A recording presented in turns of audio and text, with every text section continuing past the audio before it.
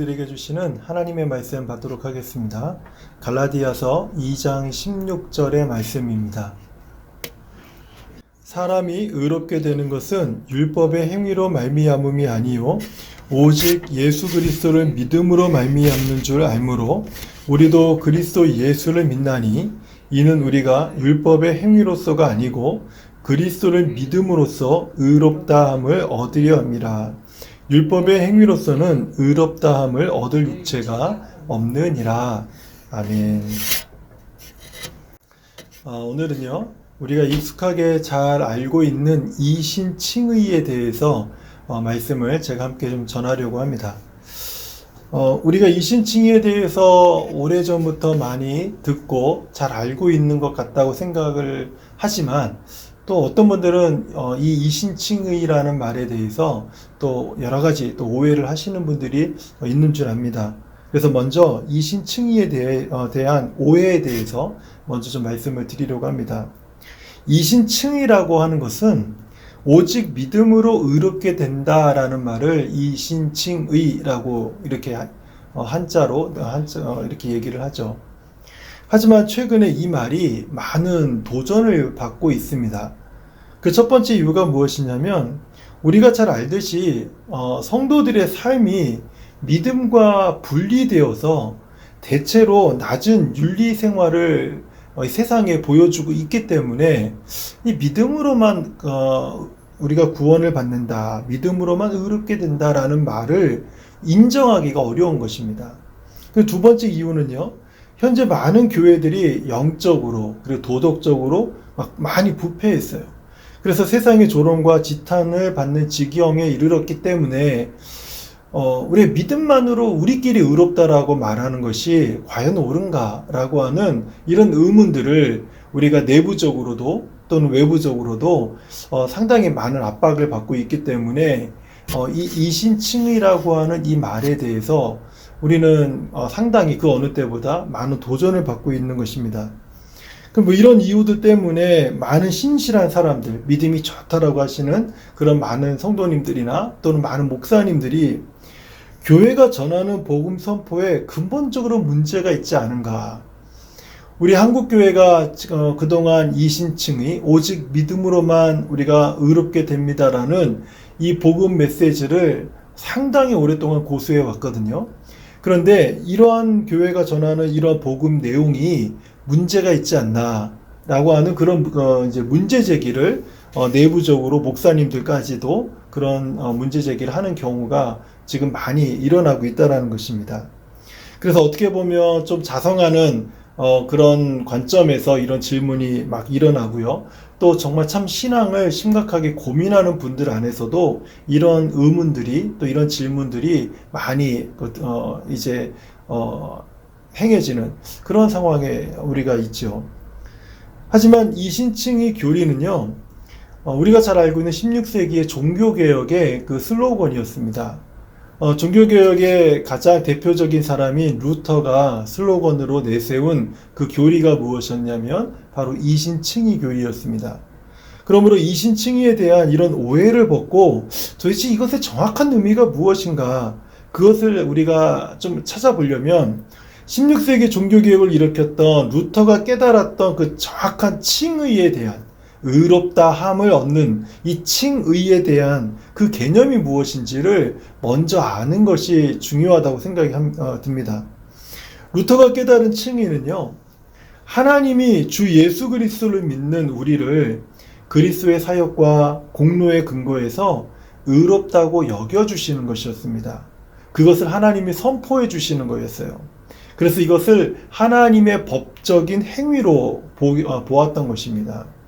즉 하나님은 그리스도의 의를, 그리스도의 의로움을 우리에게 전가시켜 주신 거예요. 그것을 우리의 것으로 돌려주신 것입니다. 그래서 우리는 믿음으로 그것을 의지하게 되는 것, 이것이 이제 이신칭의의 가장 기본적인 개념이었습니다. 욥은요, 인생이 어찌 하나님 앞에서 의로울 수 있겠습니까? 이런 탄식을 욥은 했습니다. 루터도 욥처럼 이런 깊은 고민을 하게 된 거죠. 어떻게 하면 하나님 앞에서 내가 온전해질 수 있을까?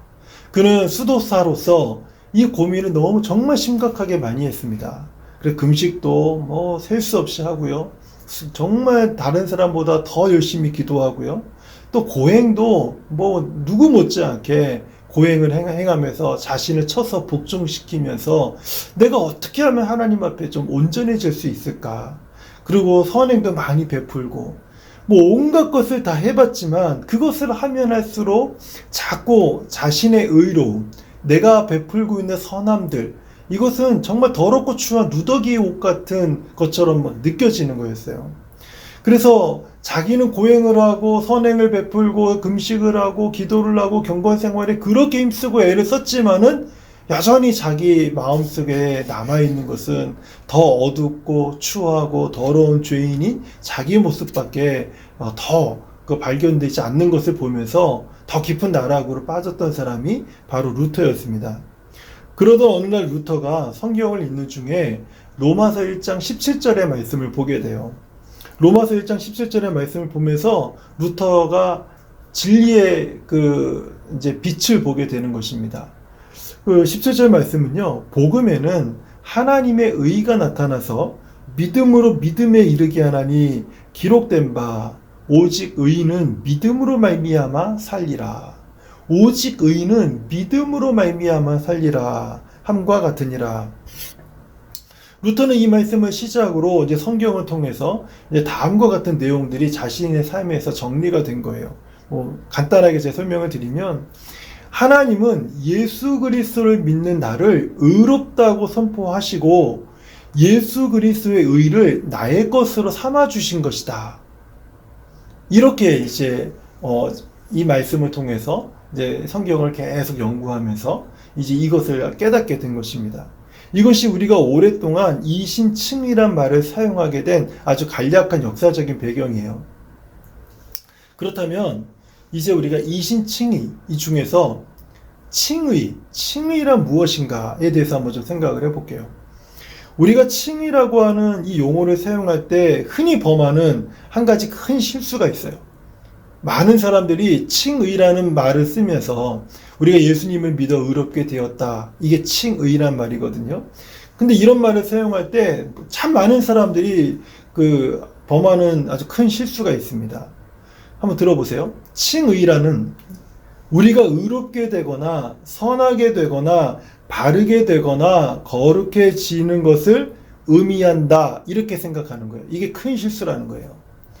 우리가 칭의, 믿음으로 의로워집니다라는 말을 사용할 때 많은 분들이 여기에서 실수를 범하는 것입니다. 루터도 이렇게 정의하는 실수를 범했어요. 이것은요, 성경적이지 않아요. 이것은 잘못된 것입니다. 칭의라고 하는 것은요, 우리가 의롭게 되는 것도 아니고 선하게 되는 것도 아니고 바르게 되는 것도 아니고 심지어 거룩해지는 것도 아닙니다. 칭의는 그런 개념이 아니에요. 칭의의 바른 개념은 우리가 의롭게 되는 것이 아니라 우리가 의롭다고 선포되는 것입니다. 이거를 혼동해서는 안 돼요. 내가 의롭게 되는 것과 내가 의롭다고 선포하는 것은 분명히 다른 것입니다. 그래서 칭의는요, 그 사람의 어떤 상태를 설명하는 것이 아니에요.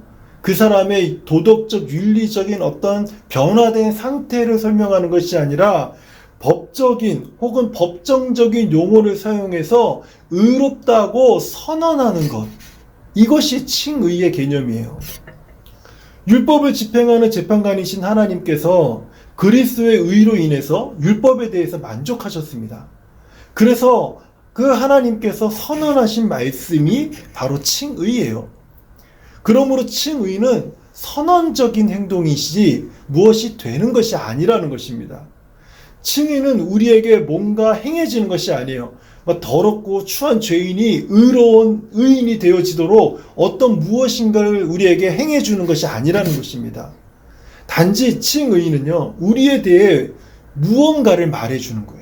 우리에 대해서 무엇인가를 말해주는 겁니다. 칭의는 나의 실제 지위나 내면의 상태와는 아무런 관계가 없다라는 거예요. 그런데 많은 사람들이 믿음으로 의로워졌으면 내 내면의 상태나 도덕적인 어떤 성숙이나 윤리적인 모든 삶들이 변해야 되는 것 아닙니까? 라고 하는 이것을 항상 더불어서 이야기를 하는 거예요. 그러다 보니까 칭의의 개념이 혼동되기 시작을 한 겁니다. 근데 실제적으로 나의 지위나 내면의 상태와는 아무 관계가 없는 단어가 바로 칭의라고 하는 단어입니다. 칭의는요, 우리가 하나님 앞에 섰을 때 우리의 위치와 우리의 지위와 하나님께서 우리를 어떻게 보시느냐와 관계에 있는 것이지, 죄인된 우리가 의롭게 되었다, 이것을 말하고자 하는 것이 아니라는 거예요. 좀 더 쉽게 칭의가 왜 법정적이고 선포적인 것인지 성경을 근거로 해서 제가 한번 말씀을 드려볼게요.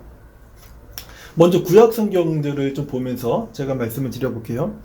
출애굽기 23장 7절 말씀을 보면, 거짓 일을 멀리하며 무죄한 자와 의로운 자를 죽이지 말라. 나는 악인을 의롭다 하지 아니하겠노라.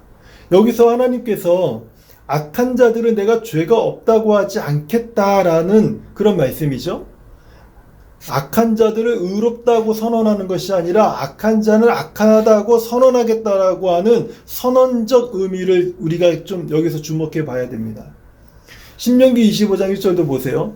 사람들 사이에 시비가 생겨 재판을 청하면 재판장은 그들을 재판하여 의인은 의롭다 하고 악인은 정죄할 것이며, 의인은 의롭다고 하고 악인은 정죄할 것이며 라고 판결을 하는 것이죠. 이 두 사람의 다툼이 생겨서 두 사람이 이제 그 재판장 앞에 나옵니다. 이 사건에서 재판장은요, 의인은 의롭다고 하고 악인은 정죄하라, 이렇게 말씀하고 있어요. 이 말씀에서, 그리고 앞에 우리가 읽어봤던 그 출애굽기 23장 7절 말씀까지 함께 이 두 구절에서 우리가 알 수 있는 것이 무엇입니까? 재판관은요, 판결하는 사람은요, 그 사람의 본성을 변화시키려고 하지 않는다라는 겁니다. 단지 그 사람이 그 사람에 대해서 선언을 하는 거예요. 그가 의로우면 의롭다라고, 그가 죄인이면 죄인이라고 선언을 하는 것이지, 그 사람들이 재판관 앞에 나와서 재판관이 그들의 심성과 그들의 본성을, 그 본질적인 문제들을 변화시키려고 하지 않는다라는 것입니다. 이게 바로 선언적, 법정적 의미로서의 칭의를 얘기하고 있는 거예요. 잠언 17장 15절도 한번 보세요. 악인을 의롭다 하고 의인을 악하다 하는 이 두 사람은 다 여호와께 미움을 받느니라. 악인을 의롭게 하는 것이나 의롭게 되게 하는 일은 좋은 것이에요. 악인이 뭐 의로워지고 또 의롭게 되게 하는 거 얼마나 좋습니까? 우리는 그래서 교화라고 하죠. 하지만 이 말씀은요, 악인을 의롭게 하겠다라고 말씀하는 것이 아니죠. 악한 자를 선하다고 말하면 안 된다라는 거예요. 선한 자를 악하다고 말하면 안 된다라는 것입니다. 그러면 둘 다 정죄를 받는다라는 거예요. 이것도 역시 선언적인 또는 법정적인 용어로서 이것을 사용하고 있다라는 거예요. 그러니까 칭의는요, 이렇게 선언되는 것이지 누구를 변화시키는 것이 아니다라는 것이죠. 그럼 이제 신약 성경도 한번 볼게요. 누가복음 7장 29절을 보면, 모든 백성과 세리들은 이미 요한의 세례를 받은지라 이 말씀을 듣고 하나님을 의롭다고 하되, 백성들이 하나님을 의롭다라고 말하는 의미가 무엇입니까? 하나님이 원래 옳지 못하셨는데 그들이 하나님이 의롭다라고 하나님을 바꾼 겁니까? 그것이 아니죠. 백성들이 하나님이 옳다고 선언을 하고 있는 것이죠. 그렇죠? 사도행전 13장 39절도 보세요. 또 모세의 율법으로 너희가 의롭다 하심을 얻지 못하던 모든 일에도 이 사람을 힘입어 믿는 자마다 의롭다 하심을 얻는 이것이라.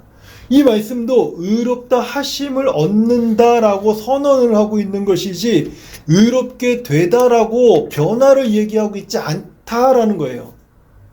우리는 의롭다 하심을 얻는다라고 하는 이 말을 의롭게 되다로 이해하면 안 된다는 뜻입니다. 로마서 3장 28절과 로마서 4장 5절의 말씀도 한번 들어보세요. 그러므로 사람이 의롭다 하심을 얻는 것은 율법의 행위에 있지 않고 믿음으로 되는 줄 우리가 인정하노라. 그리고 그 로마서 4장 그 5절입니다. 이를 아니할지라도 경건하지 아니한 자를 의롭다 하시느니. 이를 아니하고 경건하지 아니한 자가 의롭습니다, 이렇게 말한 게 아니잖아요. 의롭게 되었습니다가 이게 아니잖아요. 그렇다 할지라도 그런 자를 의롭다 하시는 이를 믿는 자에게 그의 믿음을 의로 여기시나니 그가 그의 믿음 때문에 의롭게 됐다고 말하고 있습니까? 아니죠. 그의 믿음을 의로 여겨준다라고 말하고 있는 것이죠. 이 두 말씀은요, 믿음이 우리를 의인되게 하다 이런 말씀이 아니라는 거예요. 믿음으로 의롭게 여김을 받다라고 지금 선언을 하고 있는 것이죠. 마지막으로 오늘 본문이 갈라디아서 2장 16절을 한번 보겠습니다. 사람이 의롭게 되는 것은 율법의 행위로 말미암음이 아니요 오직 예수 그리스도를 믿음으로 말미암는 줄 알므로 우리도 그리스도 예수를 믿나니 이는 우리가 율법의 행위로서가 아니고 그리스도를 믿음으로써 의롭다함을 얻으려 함이라. 율법의 행위로서는 의롭다함을 얻을 육체가 없느니라. 이 말씀도 한번 자세히 보시면 우리를 의롭다 하다 라는 선언은요, 어떤 행위나 우리의 노력이나 공로로 인해서 되는 것이 아니라는 거예요. 그렇죠?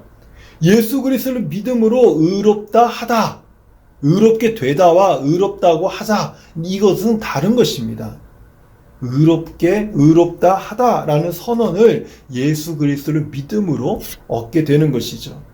이 모든 말씀을 볼 때 하나님은요, 우리 삶의 어떤 조건으로서 우리에게 지워진 율법의 모든 요구가 주 예수 그리스도를 믿는 사람의 경우에는 완전히 충족되었다 라고 법적으로 선포하신 거예요.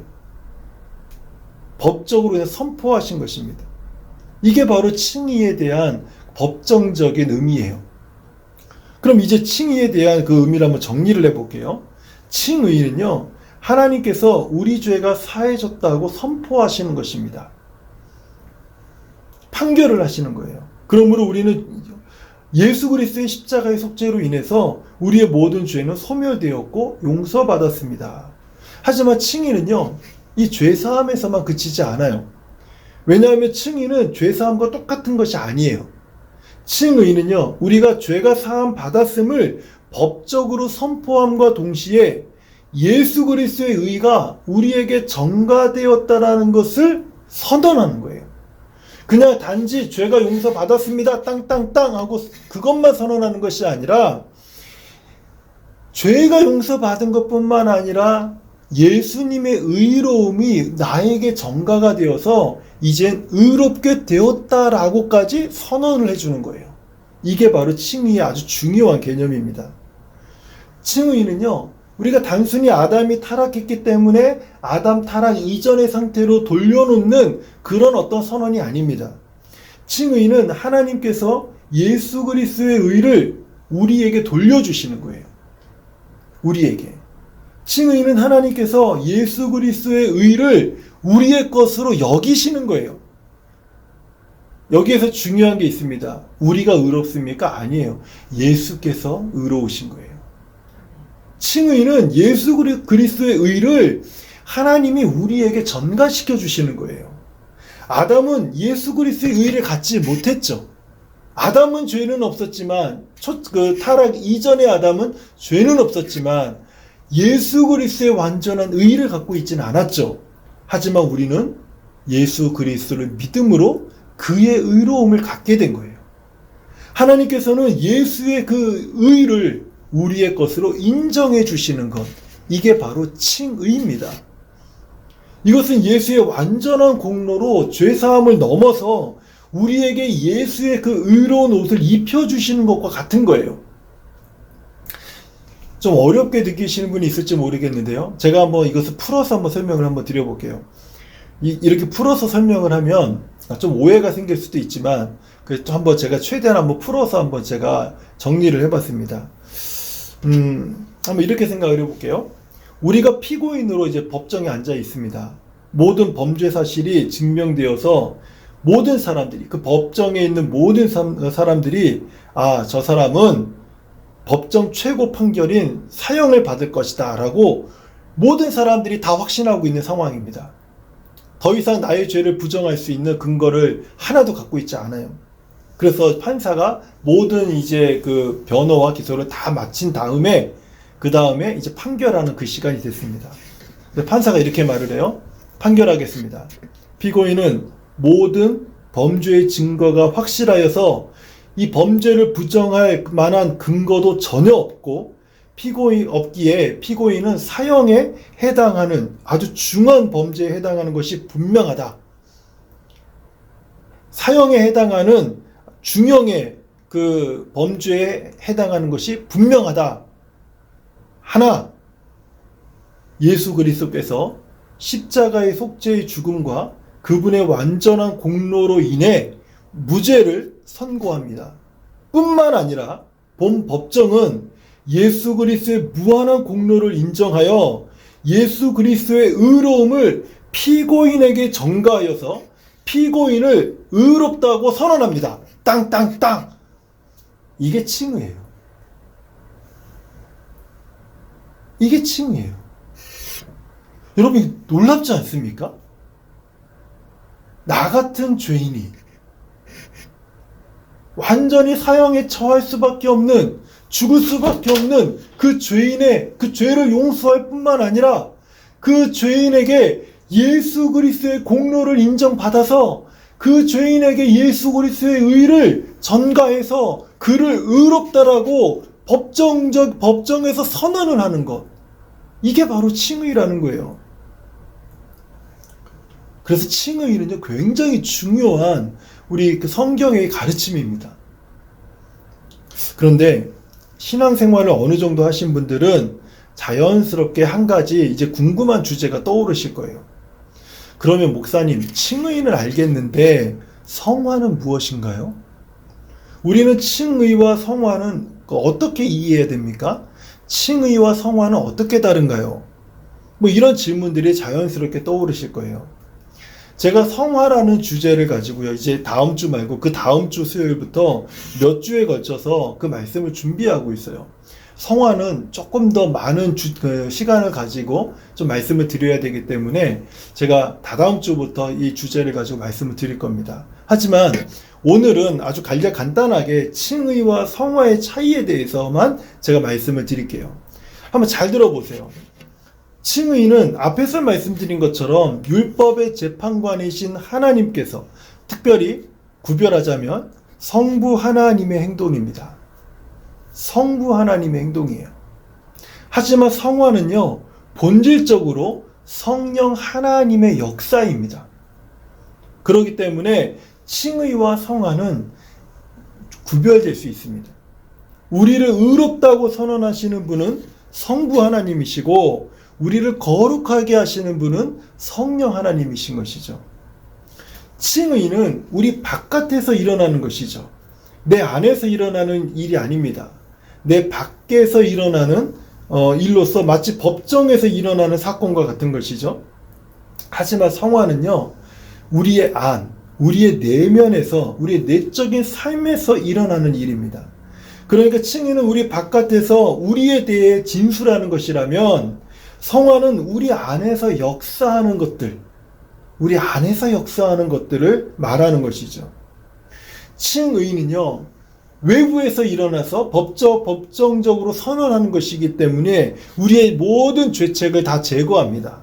칭의는.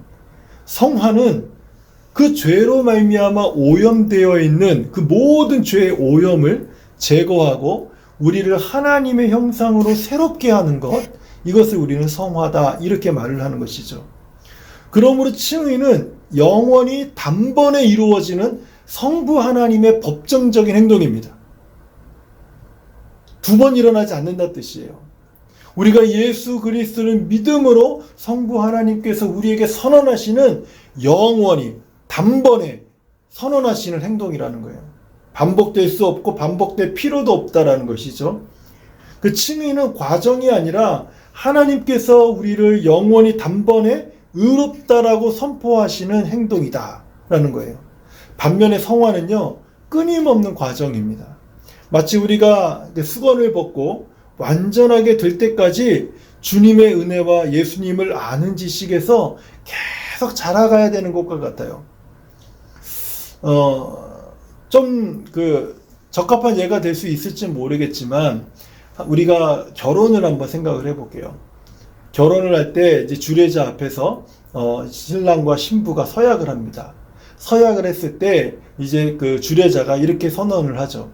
뭐 교회 안에서 하는 그 주례라면 이 두 사람이 성부와 성자와 성령의 이름으로 부부가 되었음을 공포하노라 라고 이렇게 공포하는 것이 칭의라면, 이제 신랑과 신부가 그런 그 공포를 받고 선언을 받고 결혼의 서약에 대한 선포를 받고 이제 부부로서 삶을 살아가죠. 부부로서의 삶을 살아가면서 서로가 서로를 계속해서 알아가기 시작을 합니다. 배워가기 시작하고, 그러면서 사랑이 깊어지기도 되고, 그러면서 그에 대해서 더 깊은 것을 알아가면서 더욱더 하나 되어지는 과정을 갖게 되는 것이죠. 이러한 모습을 우리는 성화다라고 말할 수 있다는 거예요. 우리가 칭의는 법정적이고 외부적이며 선언적이라는 것을 깨달으면 나 자신의 상태가 어떠한지에 관계없이 우리가 의롭다함을 받았다라는 것, 의롭다고 여김을 받았다라는 것을 알게 되는 거예요. 그래서 하나님 앞에서 우리가 당당히 나아갈 수 있는 이유가 무엇입니까? 성부 하나님께서 의롭다라고 우리를 법적으로 선언하셨기 때문에. 그렇기 때문에 나의 현재 내면의 상태, 나의 도덕적인 수준, 나의 지적인 수준, 나의 사회적 지위, 나의 윤리적인 모든 상태를 보고 하나님 앞에 나아갈까 말까를 고민하는 것이 아니라 하나님께서 나를 의롭다라고 여겨주셨기 때문에, 선언하셨기 때문에 그 선언에 힘입어서 우리가 하나님 앞에 담대히 나아갈 수 있게 되는 거예요. 이게 바로 칭의가 우리에게 주는 정말 놀라운 성경의 가르침이에요. 이제 제가 마지막으로 칭의와 이 믿음의 관계에 대해서도 한번 좀 말씀을 드리려고 해요. 저는 구원하는 믿음에 관해서 이미 세 번의 시간에 걸쳐서요 말씀을 다 드렸습니다. 이 믿음에 대해서 좀 더 궁금하신 분들이 있다면 그 설교들을 다시 들어보시라고 권면드리고 싶어요. 제가 지금 말씀드리려고 하는 것은 칭의와 믿음의 관계에 관한 것인데, 이 내용에 대해서도 많은 분들이 오해를 하고 계시거나 혼동하는 분들이 많이 있기 때문에 제가 여기에서 이 부분을 마지막으로 말씀을 드리려고 합니다. 지금 드리는 말씀을 통해서 이 부분들을 좀 우리 성도님들이 잘 해소하셨으면 좋겠어요. 제가 그런 마음으로 이 부분을 좀 말씀을 드리려고 합니다. 우리가 오직 믿음으로 의롭다함을 받는다라고 말할 때 이 말은 무슨 말일까요? 오직 믿음으로 의롭다함을 받는다라고 말할 때 이 말은 무슨 말일까? 어떤 분은 이 말을 들으면서요, 제가 알기로는 우리가 믿은 것 때문에 의롭다함을 받는다라고 생각하는 분들이 의외로 많아. 의외로. 내가 믿은 것 때문에 의롭다고 되었다, 이렇게 믿으시는 분들이, 이렇게 믿고 신앙생활하는 분들이 상당히 많다라는 거예요. 이런 분들은요, 신앙생활을 계속 하다 보면은 혼란스럽습니다. 혼란스러워요. 참 구원의 의미를 놓치는 경우가 많아요. 만약 오늘 이 말씀을 듣는 분들 중에서 이처럼 생각하는 분들이 있다면 그것을 잘못 이해하고 계셨다라는 것을 좀 분명하게 제가 말씀드리고 싶어요. 만일 내가 믿는 믿음 때문에, 내가 또는 믿음을 발휘하기 때문에, 좀 속되게 표현하면 내가 하나님을 믿어 주었기 때문에 의롭다함을 받는다라고 생각한다면 나의 구원은요, 그 믿음이라고 하는 행위 때문에 내가 구원을 받게 되는 거예요. 하나님 나를 구원하시는 것은 내가 하나님을 믿는 그 믿음이라는 것, 그게 행위가 되는 것이죠.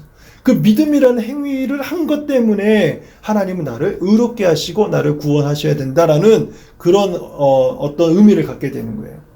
하지만 성경은요, 나의 믿음 때문에, 혹은 내가 믿음을 발휘한다 또는 믿어준다 라고는 그것 때문에 의롭다함을 받는다라고 말하지 않아요. 성경은 우리가 믿음에 의해 의롭다함을 받는다라고 말합니다. 내가 믿기 때문이 아니라 믿음에 의해서. 이 말은 단지 믿음은요, 하나님이 나에게 주시는 의를 받아들이는 도구요 통로일 뿐이라는 거예요.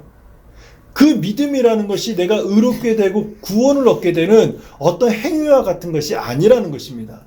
만약에 그 믿음을 내가 행위처럼 생각하고 계신다면 그 믿음은 어느 순간 산산조각 날 겁니다. 그래서 혼란스러워지는 경우가 많이 생긴다라는 거예요.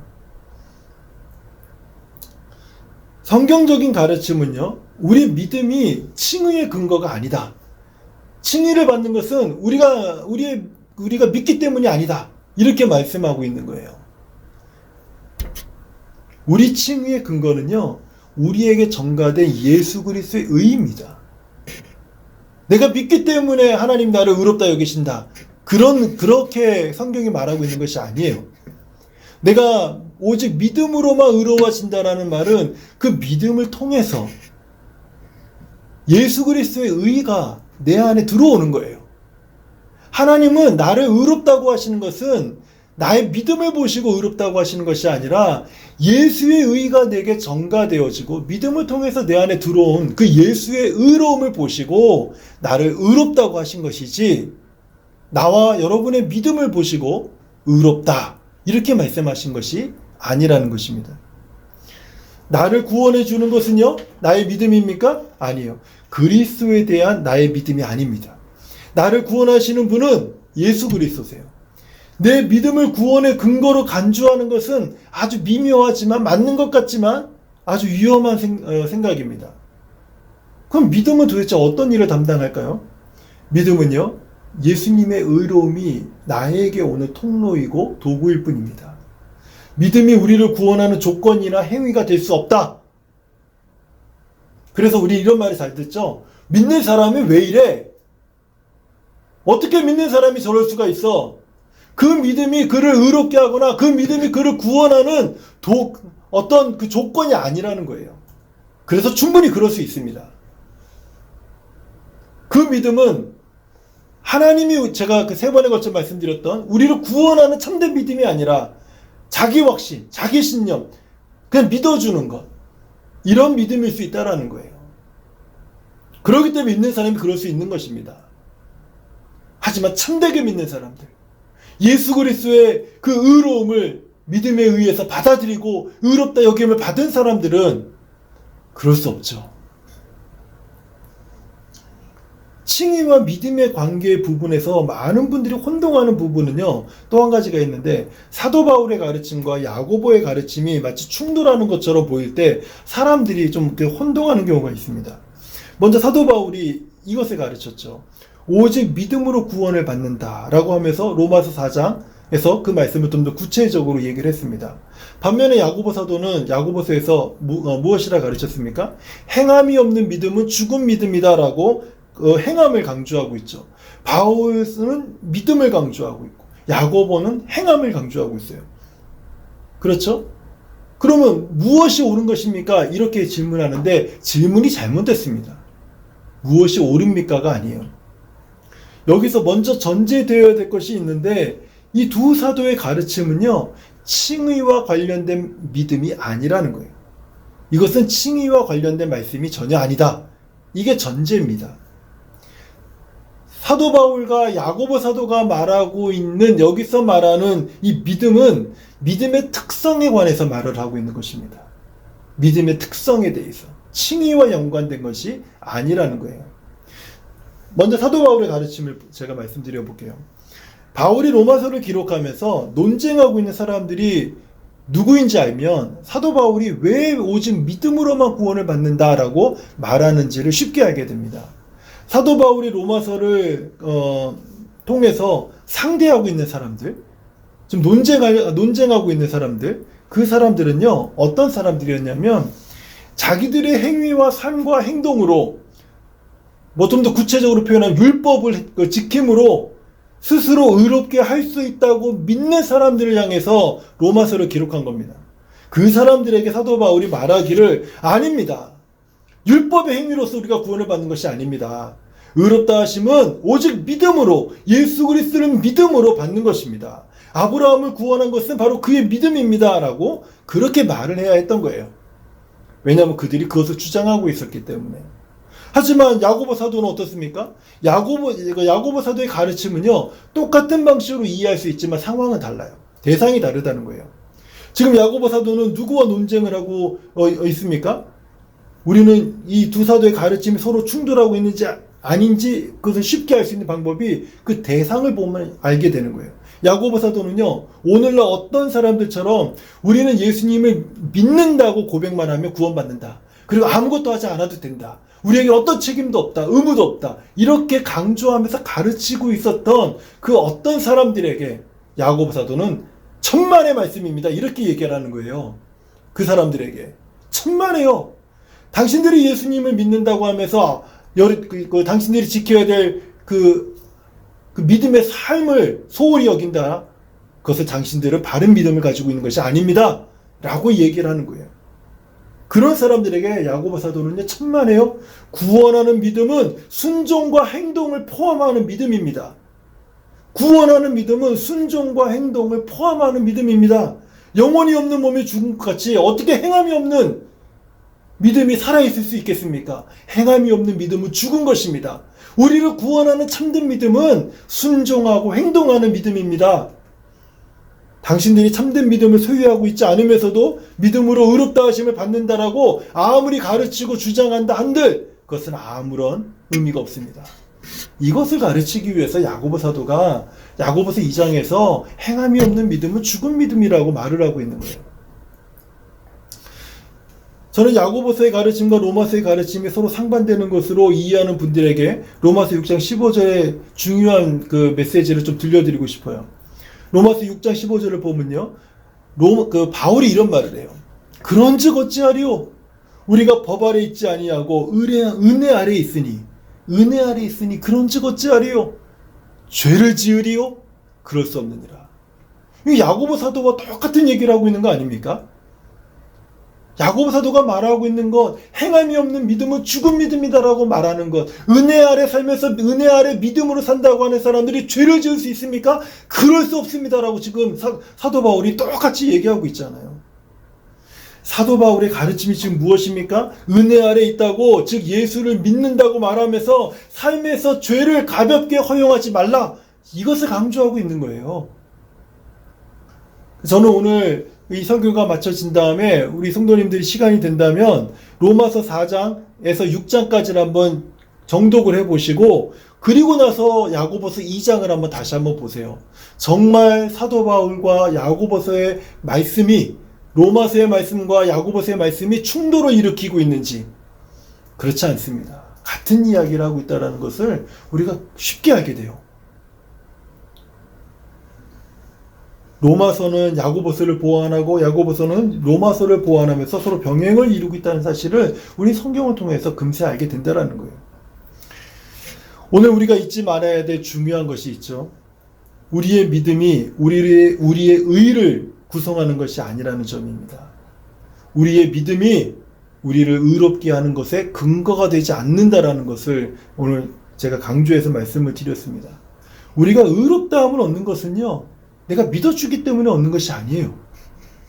오직 예수 그리스도의 공로로 죄사함을 받아서 예수님의 의가 우리에게 전가되었기 때문에, 그렇기 때문에 내가 의로워진 거예요. 하나님 나를 의롭다고 하신 거예요. 내가 의로워지는 것이 아닙니다. 정말 성경적으로 하나님 앞에서 우리가 살아갈 때 하나님은 나를 의롭다고 하시지만, 우리는 당당히 하나님의 은혜의 보좌 앞에 나가지만 항상 마음속에 이 하나님의 선언을 받은 사람들, 이 하나님의 칭의라고 하는 선포를 받은 사람들은요, 늘 내가 얼마나 악한 죄인인지를 더 깊이 깨달으면서 나갑니다. 부끄러워. 그러니까 고개를 숙여지고, 그러니까 사람들에게 고개를 빳빳이 세우면서 내가 대접받고 존중받고 인정받으려는 마음이 아니라 내가 누군지 알기 때문에, 내가 어떤 상태에서 의롭다라고 인정받은 사람인지 알기 때문에 섬기려고 하고 겸손하게 되고 낮아지게 되고 들어주게 되고 사랑하게 되고 나눠주게 되고 자기를 주장하지 않고 그리스도의 복음을 전하는 그런 사람이 되는 거예요.